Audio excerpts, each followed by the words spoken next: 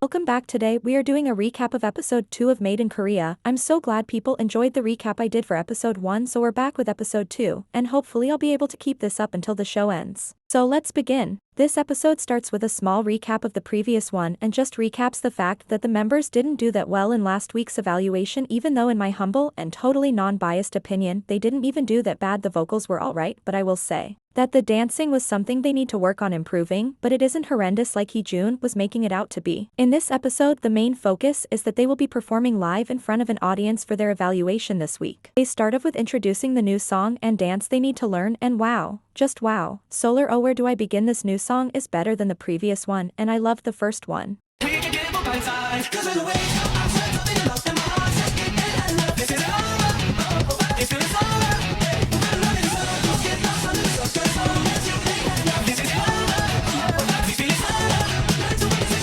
Anyways, back to the episode. James is a bit anxious about performing in front of so many people, whereas Blaze, Ollie, Reese and Dexter have all performed in front of an audience before. The choreographer puts Blaze in charge of being the leader of the band this week, which he was shocked about because he was told last week he has a bad attitude by Heejun. Back at the house, James is anxious about performing in front of an audience, and the way he worded it was wild. So we're on stage and there's just 500 children staring at you.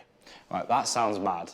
But the way they got him to feel a bit better was nice to see, showing that the guys are growing closer. It's nice to see these clips of them just having fun and not stressing about the evaluations, as it helps people understand their personalities more. They then go back to practicing the choreo, and Ollie is struggling, and they are struggling with all the formation changes. James is shown forgetting the choreography and gets Ollie and Dexter to help him run through the dance. They then show Blaze struggling with the vocals, which I just have to say his normal speaking voice is pretty low, and I'm gonna assume that he also sings in a lower register, so of course he's going to be struggling to sing a song that requires him to sing in the highest octave. Like, why can't another member sing these parts? But I guess SM knows what they're doing, so who am I to judge them? But it seems like whatever the vocal coach is doing is working. During the week of practicing, they are then taken on an outing with Shindong. Yes, Shindong again. I'm not saying anything, but he tells them they need to do a dance challenge on one of Korea's highest buildings. You would never, and I mean never, catch me doing that.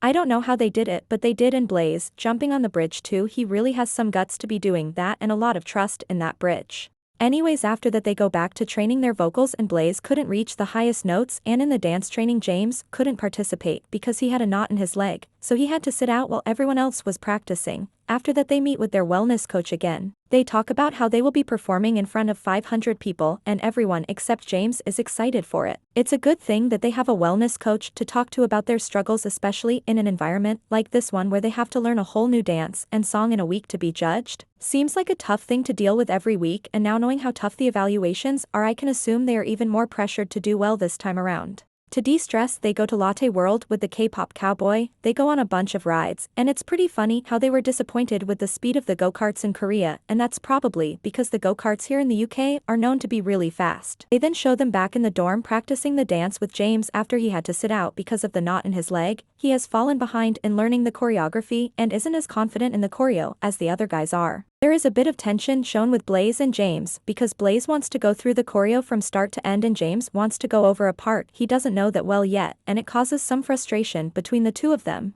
But James opens up about how he has autism and that he will just need a little extra time to pick up the choreo, and him opening up about having autism was a really strong thing of him to do, especially on camera. And seeing the other guys listening and wanting to learn how and what they can do to help James. It's great to see the other guys open and wanting to learn more about James' situation and how they can make things easier and comfortable for him, and showing the audience how strong and close their bond is becoming over this intense training system. It is then the day of the performance, and James has to go to the doctors, and he isn't able to take part in the performance because he has tonsillitis, so Dexter decided to take all his vocal parts so that they can perform as four while James gets better. And Dexter also said taking all his parts might also help him impress Heejun. They then arrive at the school to perform, and the performance was really bloody good. The crowd seemed to be really enjoying it, and how am I, after seeing the performance, getting some sort of post-concert depression like BBC drop all the episodes ASAP and SM release the album and put them on tour. I need to see them on tour right now. I'm envious of those kids that got to see them. Anyways, the next day is the evaluation day, and Hee-jun is shown a video of their performance from the live show, and without the backing track it wasn't as good, and she asked how the experience was, and the members said it was nice to see the positive effect that they had on the students, and enjoyed that they were all singing along with them and that they worked hard to deliver a good performance as of for this week. The feedback given by Hee-jun was that these students didn't come because they liked the group but because they were asked to be there, and in the future people will be paying to see them. She also said that they got overexcited and forgot how to sing and dance. Like, yikes, that's harsh. The members themselves did say that after watching the clips of the live performance that it was awful and that they did a lot worse than they thought they did.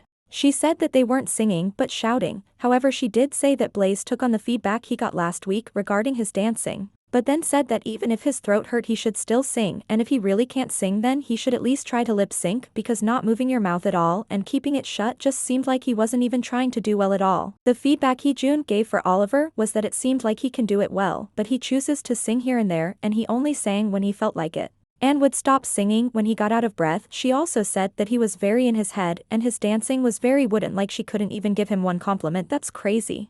Out of all the members, she said that Reese worked the hardest for the stage, and I think the reason as to why Reese did so well is because he has experience performing live, as he used to work as a stage performer on cruise ships. But she did say that although it wasn't perfect, he at least tried to attempt to sing, and she wants to give him a pat on the back for trying his best. However, she said he didn't look confident on stage, but everyone cheered. That's the second positive things she's said so far. Let's celebrate these small wins, hee. As for Dexter, she said he gets way too excited and it sounds like he ran a marathon and he started shouting instead of singing. She could see that he wanted to do well, but his shouting ended up ruining the performance. She said he isn't listening to the feedback given to him by the vocal teacher, which I can't really comment on because he sounds good and they haven't shown Dexter take vocal lessons yet. So if he was really struggling and not taking anything on board, wouldn't they have shown that in this episode like they shown Blaze struggling? But anywho, she said if he isn't going to listen to the feedback he's being given, then there isn't any point in him staying and training in Korea. And nothing was said about James, as he wasn't able to participate in this week's performance.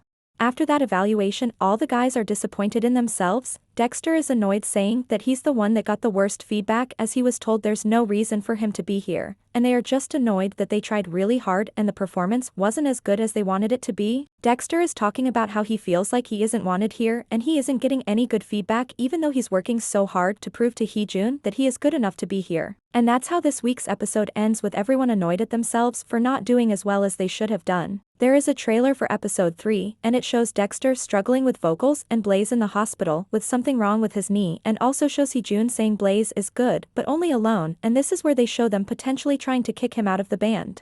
Like, holy smokes, this episode is wild. The pressure is really starting to amp up now. They really know how to leave us hanging with these episode endings. This episode focuses a lot more on the struggles the guys are going through, and it's only episode 2, so it's just going to get worse from here. But I hoped you enjoyed the recap of this week's episode. If you did, feel free to like and subscribe, and also comment your thoughts and opinions below. I'd love to hear what you guys are thinking of the show so far, and with that being said, I'll see you in my next video.